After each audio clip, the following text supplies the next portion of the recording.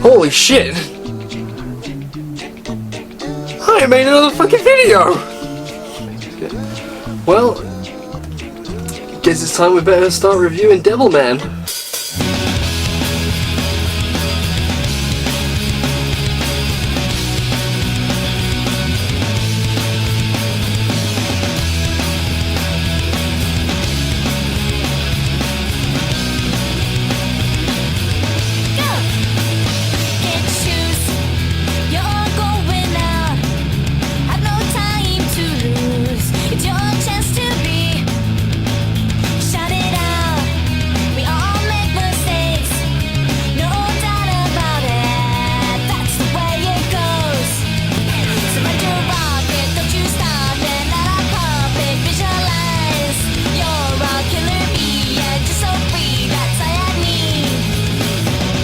This is your path to be. We're all here just for all the fun. Now you're jamming, jamming hard, yeah. Hype it up all once again. Try to hype it up. Now you're jamming, jamming hard, yeah. Hype it up all once again. Try to hype it up. So, for those of you who don't know, Devilman, or in Japan as it's actually originally known as, Devilman, is a Japanese manga series written and illustrated by Go Nagai, known for Shin Devilman, Devil Lady, Cutie Honey, and Devilman Grimoire. The manga focuses on a high school student named Akira Fudo who absorbs the powers of a demon called Amon, with the help of his friend Ryu Ataka, in order to battle creatures hidden within human society, thus calling himself Devilman. In the process, this is by Toei Animation, known for Dragon Ball, One Piece, Sailor Moon, and Yu-Gi-Oh!, among many others. As a toned-down version of Nagai's previous manga series, Demon Lord Dante. However, Nagai wrote a darker toned manga in order to alert readers of the dangers of the wars based on how dark the narrative becomes with each of Akira's challenges. Devilman's 39-episode anime, the original Devilman series, mind you, this is a little overview, was developed by Toei Animation back in 1972, while Nagai started the Devilman manga in Kondashina's Weekly Shonen magazine barely 1 month before the anime series even started. The manga was then published between June 1972 and June 1973, while multiple publishers have released it in 5 tankobon volumes in the original Japanese print.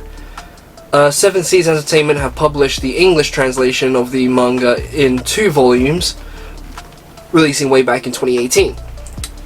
The series since then has spawned numerous OVAs, manga, novels, loads of films, a live-action movie in 2006, and even one actual official sequel called Devil Lady, which you cannot get anywhere in the world.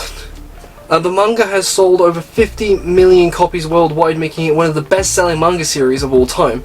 Despite the mixed reception in regards to whether or not the art was appealing, critics enjoyed Nagai's darker take on superhero tropes, mostly due to how mostly due to how violent the manga actually was, recommended the manga to readers who are not overly sensitive to gore.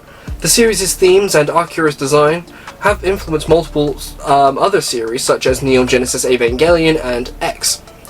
So, enough about that. Here's a little overview of the actual Devilman series that we're actually covering, Devilman Crybaby.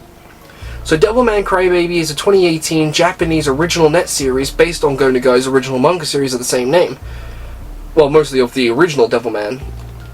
The web anime was directed by Masaki Yuasa, known for Ping Pong the Animation, Lu Over the Wall, and Japan Sinks 2020, and the episode Food Chain from Adventure Time, more specifically Season 6, Episode 7. This was also produced by Aniplex, known for Sword Art Online, Blue Exorcist, and The Wonderland. Dynamic Planning, who have done previous adaptations of Devilman, as well were involved. It was also animated by Studio Saru, known for Scott Pilgrim Takes Off, a few episodes of Star Wars Visions, and also Ride Your Wave and Dan to Dan. This was released by Netflix. Yusa also offered the opportunity to create a Devilman project by Aniplex, and he envisioned Devilman Crybaby. This was announced back in 2017 to mark Go Nagai's 50th anniversary as a creator. Crybaby was then made available for worldwide streaming on January 5th, 2018 as a Netflix original series.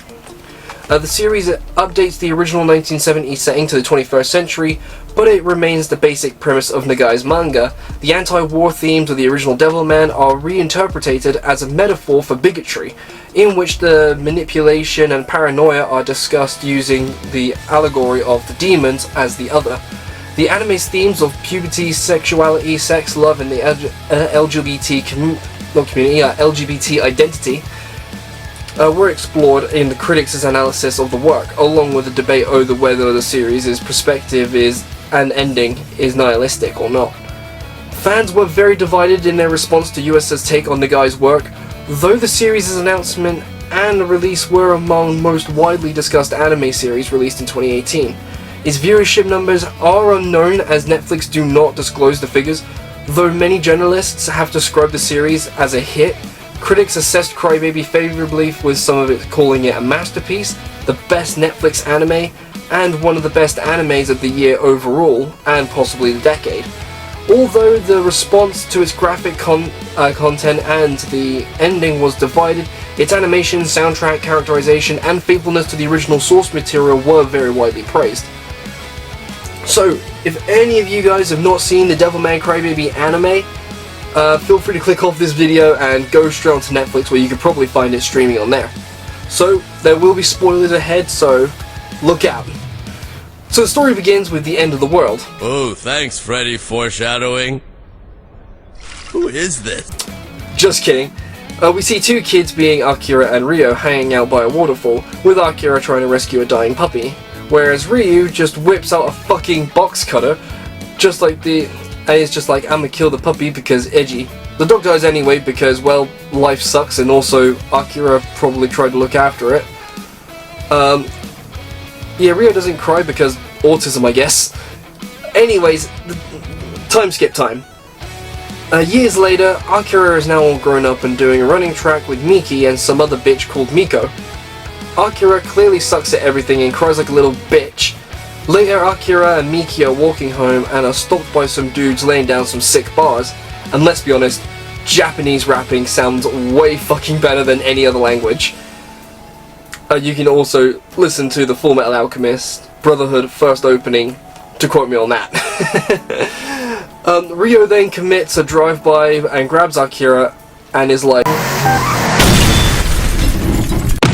"Oh look! It's my old childhood friend, who I love unconditionally, no matter what kind of traumatic and questionable things he tends to often do." "Akira, long time no see. How's it going? How's school? Great. Okay, come with me. We're going clubbing." "Hi, Ryo!" Definitely gay. So basically, demons exist, and our world totally fucking, and our totally not gay dude bros go to a Sabbath, which is basically a rave, but with just more drinking, drugs, and more fucking. Ryo then starts stabbing everyone, and Akira comes to the conclusion of, "Ooh, they all must die." "Well, I don't know, Ryo. Maybe you should give this a second thought before going around killing people based on your own moral compass." Oh no.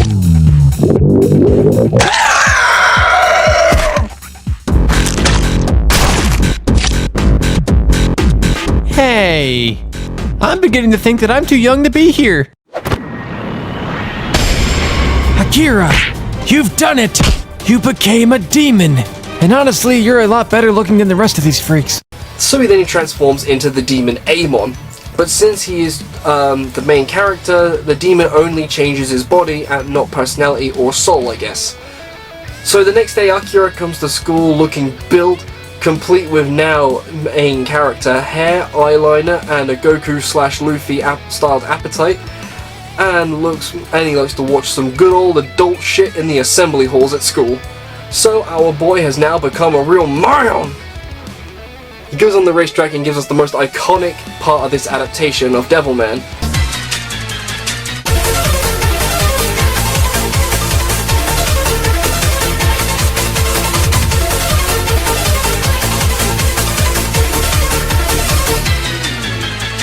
Motherfucker somehow beat the entire track in 10 seconds. Dude literally just became a Giga Chad. The rappers then from the previous day show up spitting more lyrical acrobatics, and Akira beats all their asses. Just then he bolts it. While as he gets home, Akira rides a bike to Ryo's place and is like, "Hey yo, what up motherfucker? I'm a real man now." Akira then gets spoiled with foods and a lot of gay tension from Ryo, while some stupid new pricks get mulched by a demon, along with some very terrible foreshadowing of enemies to see later on.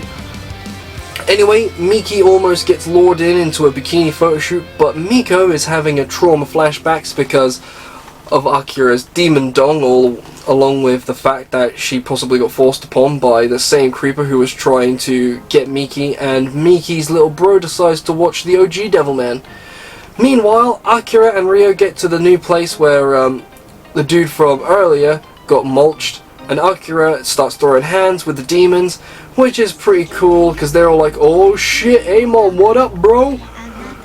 So then Akira mulches the mulchers, and they were spied on by the creeper dude from earlier, who then got real shit starting to actually kick off because, you know, demons exist and also it could make people possibly panic. But you know, who gives a shit? We get a bit more gay tension with Akira and Ryo because Ryo offers Akira shelter in case that creepy prick uploads the video, but that's okay because he dies by drowning in the car, so what a dumbass. More and more yaoi shit happens with Akira and Ryo. Miko, on the other hand, is having a minor crisis over the fact that she's not as popular as Miki, while Ryo and Akira go to that creeper's house and find not only porn, but also a video of Akira fighting the demons. Miki then goes to the creeper's photo studio, who plan on not only to fuck, but also to kill Miki, just like how she almost did in the original manga by being drowned. But Akira and Ryo show up and sort that shit out by helping Miki, who then got possessed by the power of the suck and fisting. Ryo then gets the creeper because, you know, shit happens because, yeah, Ryo's a fucking psychopath.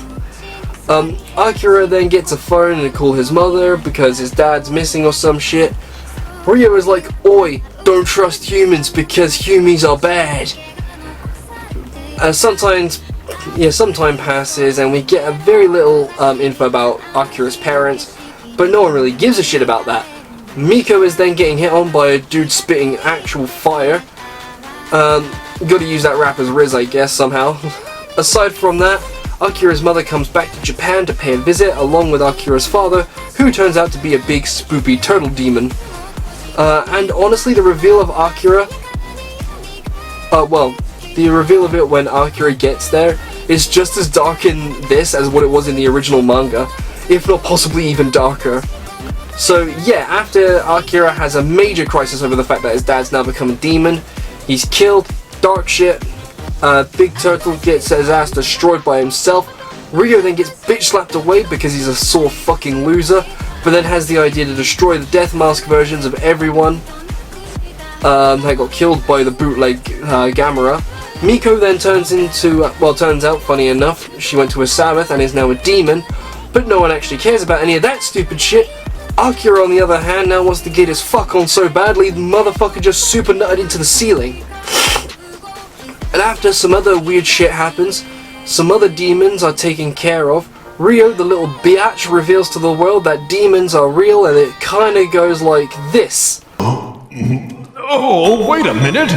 We're receiving a transmission from our giant expensive hologram screens! Hey boys and girls, I hope you know English cause I ain't translating. Demons are real. Don't trust anyone. Riot in the streets cause everyone you've ever disagreed with is probably a demon. Also my friend Akira's one, see? After the world goes into a huge panic and Miki's family drew the short straw because obviously they are connected to Akira, and the reveal of what actually happens, honestly, especially what happens to Miki is like super dark and pushes Akira over the edge to fight Ryo, and it also is revealed that Ryo is actually Satan and turns in, and also, it turns he was actually in love with Akiramon. So the world pretty much just ends, and Ryo has now been left with the corpse of Akira because at some point during their fight, my dude literally got ripped in half, and then the story just ends with Ryo stuck alone forever with the corpse of our main character. So let's dive into the characters talking about this. So we got Akira / Amon, voiced by Koiki Uchiyama in the subbed version and by Griffin Burns in the dub. Akira, our main character, is a kind-hearted but mostly gentle boy, but when he turns into the Chad Amon, obviously everything changed for him, and I think it's an accurate modernization of the original version from the manga and the OVAs. So then we got Ryo Asaka, voiced by Ayuma Marase in the subbed version and Kyle McCarley in the dub. You can tell I'm not too fond of Ryo at all, but I do understand the influence like the character had upon other antagonists in anime and manga, very much like Griffith from Berserk. Like, that's the only way I can possibly see him. And may his name be forgotten forever. So then, the only other character I feel like that's actually worth talking about from the series is Miki Makimura, voiced by Megumi Han in the sub version and Christina V in the dub. Miki is just your average love interest, but then she got the unfortunate end of her life, nearer to the end of the story, but it was interesting to actually see a love interest that actually gets disposed of, and it shows the aftermath of the actions that happened after her death. But yeah, this was a pretty shortish summary of me talking about Devilman. So the final verdict, my overall final verdict of Devilman Crybaby. With all the praise Devilman Crybaby has, it is a nice modernization of the classic 70s, with some slight alterations to the original source material. It is mostly a faithful adaptation, and it is really a good watch, especially if you're looking for some good signed-in anime to watch around the spoopy season. But yeah, check it out on Netflix if you haven't got the chance to, and if you like to, why don't you check out the original manga too? So anyway, that was my look into Devilman Crybaby. So make sure you guys please like, comment, subscribe, hit that notifications bell so you guys will be up to date on everything that I upload onto the channel. Also, don't forget to go down in the description down below, but you guys can follow me on my Instagram, Twitch, Twitter, TikTok, Facebook, all my socials. I live stream as regularly as I possibly can, but if you miss the live streams, do not worry, because I also put the live streams up on this YouTube channel as well, which you can find anywhere. I probably might be live streaming something else. I might be live streaming right now when you're watching this. If not, please support the channel in any way possible, because now that I've got everything new and properly set up, I want to try and deliver more content, talk about more animes, more games, more stuff that I want to try and get out for the channel and for you lovely lot out there as well. So without further ado, I've been Jack, and I will see you lovely lads and ladies in the next one.